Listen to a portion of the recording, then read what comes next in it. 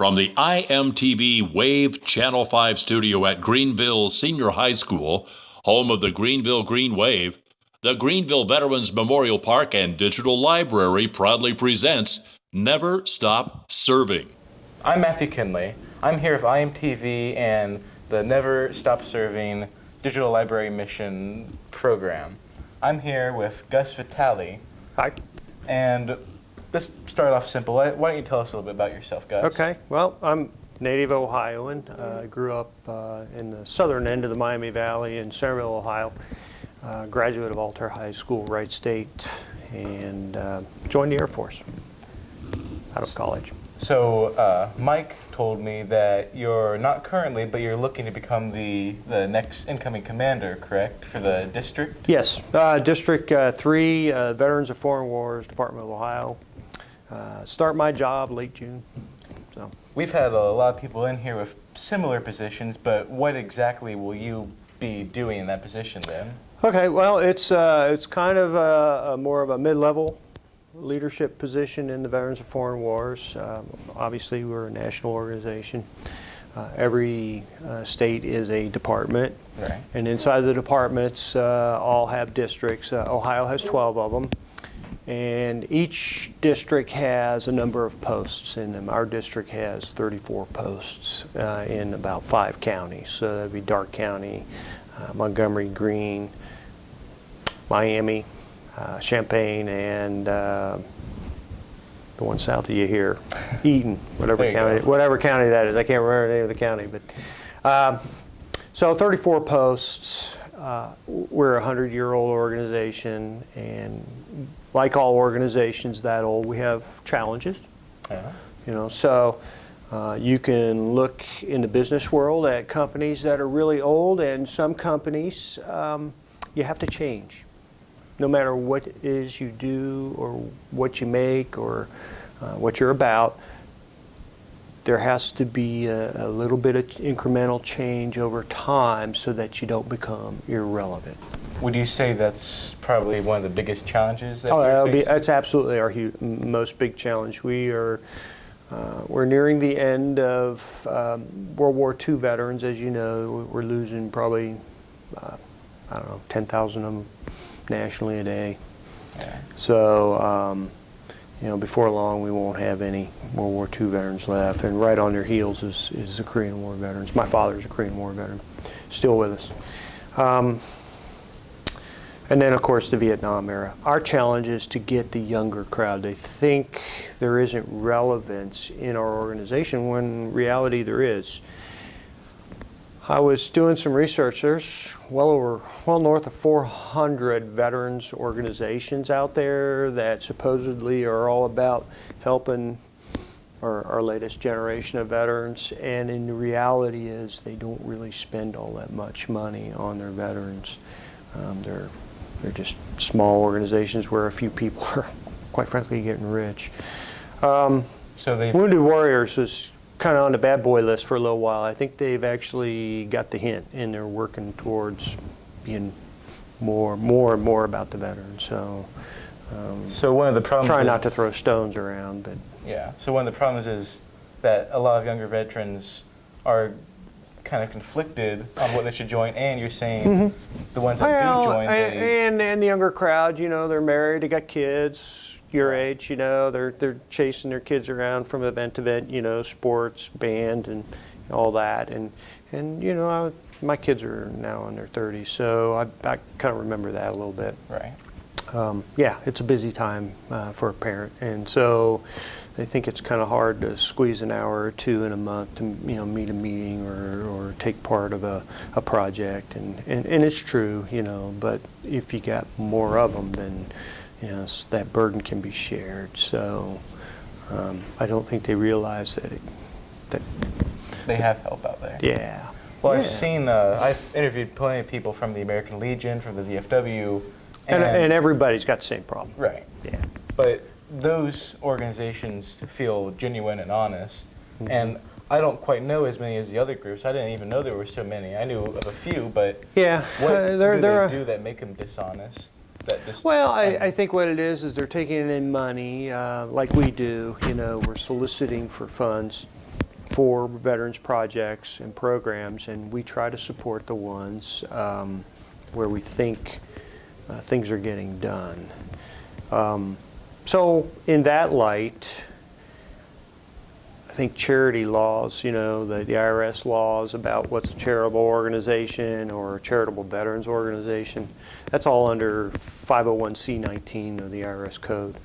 Not unlike 501c3, which you hear thrown about, which is, you know, the more usual one that pops up during elections and stuff. So C19 it's really the same thing. We're all the same. The rules are the same for everybody. It's just that for convenience to the IRS, they lumped us under C19 so that they could find us all and, you know, keep us all in one corner for simplicity. You don't have to spend about 10% of the money you come in on the charitable things that you're doing. And so where's that other 90% go? We can pretty well say in the VFW that it all goes towards veterans programs.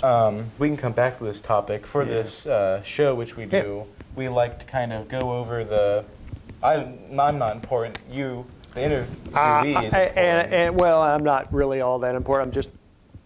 I'm here on the road in a journey like all of us. We're through life. So what I'm going to ask is, and it's kind of your choice, what you want to say, a little bit about your life and your, you were in the Air Force, correct? Yeah. So if you want to say like a life story, if you want to say experiences or things you've learned, just something along those lines. Well, my service is no different than anyone else's. You have good days, you have bad days. You have a lot of fond memories. As time goes on, you kind of forget the not so memorable things, and you meet a lot of interesting and great people along the way. I really have a lot of respect for Marines. There's something about the Marines that when you know one and you understand how hard it is to become a Marine, and the fact that there isn't anything they wouldn't do for another Marine. I don't see that in the Army. I don't see that in the Air Force. You know, once a Marine, always a Marine. That's pretty neat.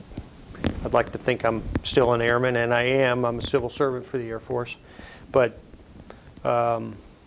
it's just a different kind of camaraderie there that you have to admire. So I had it pretty easy, as an Air Force guy, as opposed to a guy on the ground or a gal.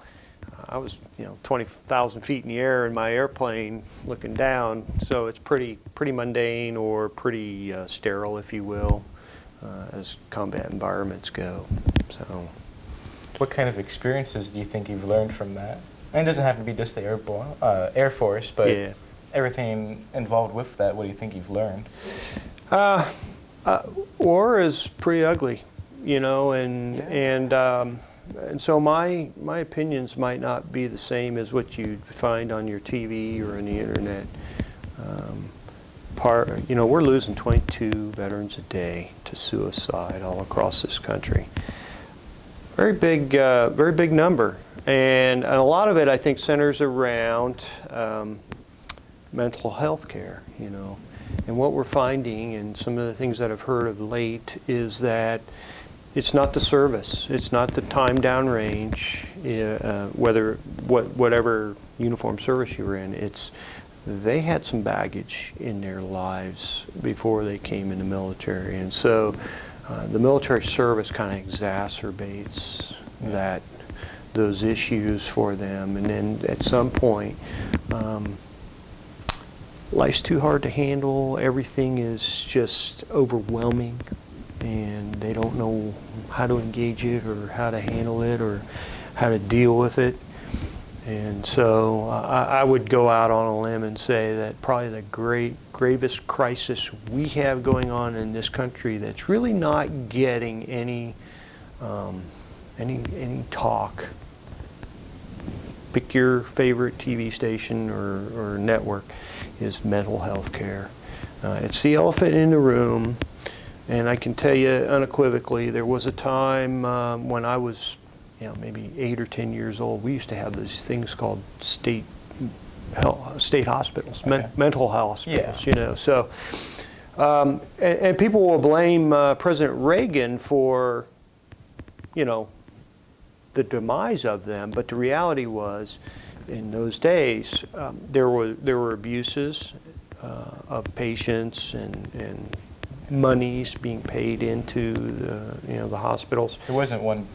There wasn't good account. There was, yeah, small problems that added up. Yeah, it was. There was no accountability, and so President Reagan wanted accountability for the money that the federal government was giving all the states, and it wasn't there, so he cut it off.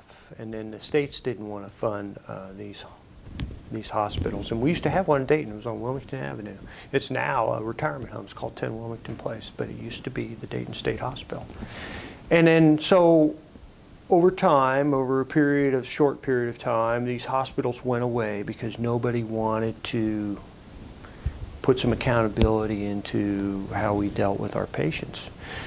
You ever seen the movie One Flew Over the Cuckoo's Nest? Yes. Okay, this is what I'm talking about. So that's how movies like that come out, was because there was a hint of truth to all that. And before you know it, we had this thing called homelessness show up. Well, before homelessness, we had state hospitals. So you're going to pay for these folks one way or another, whether it's we take care of them through charitable efforts, St. Vincent de Paul's, Salvation Army, or whoever, or Veterans of Foreign Wars, the VA, Veterans Administration. You're going to pay for it. So I'm just as... You may as well pay for it. You may as well pay for it in the right way. Yeah.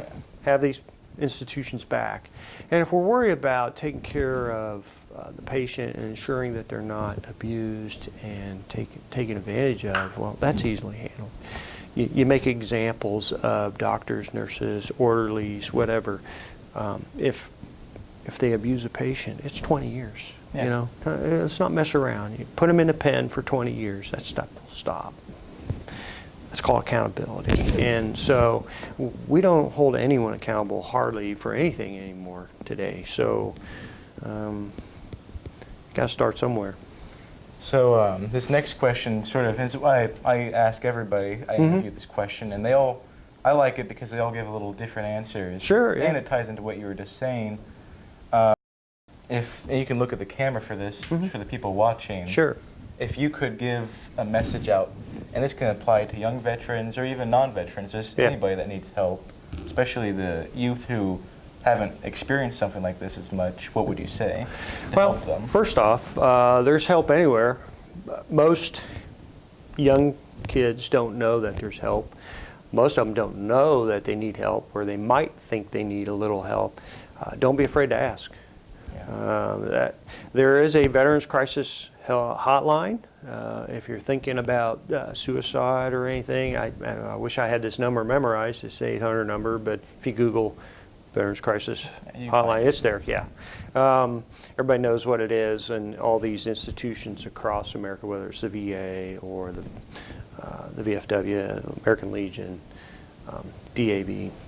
So know that there is help out there. We do care, but you got to help us, let us know that you need some help, and then we'll find it. We'll, point you in the right direction. And if you're not one of those folks in crisis, but you know someone in crisis who says, "Hey, I've been thinking about suicide," or they start making statements or want to give away their things, and just odd behavior. You need to get with them, you need to stay with them, and you need to take them literally to a hospital and stay with them until they get the kind of help they need. That's how you stop a suicide. I think it's well said. Yeah. Now, we go over this a lot in the Air Force. I spent 25 years in uniform. I'm 8 years now as a civil servant, and go through all this stuff several times a year because it's that big a problem. So. Well, hopefully this show and everything we do, we're trying to help get out there. Every human is entitled to dignity and help, and every person has worth, and bring something to this world. So we're all on the same journey, walking the same walk. Some walk it a little harder than others, and we were here to help our brothers and sisters. So I think that's the message. Is there anything else you'd like to say? I think those are pretty good notes to end on, unless you want to say something. No, this is great. I appreciate you having me here. I'm looking forward to my year of herding cats in 34 VFW posts here in West Central Ohio. A lot of work to be done. There will always be work to be done. So, appreciate the time. So again, I'm here with Gus Vitali. I think that's a wrap then. Yeah. So thank you very much, Gus. Thanks for having me.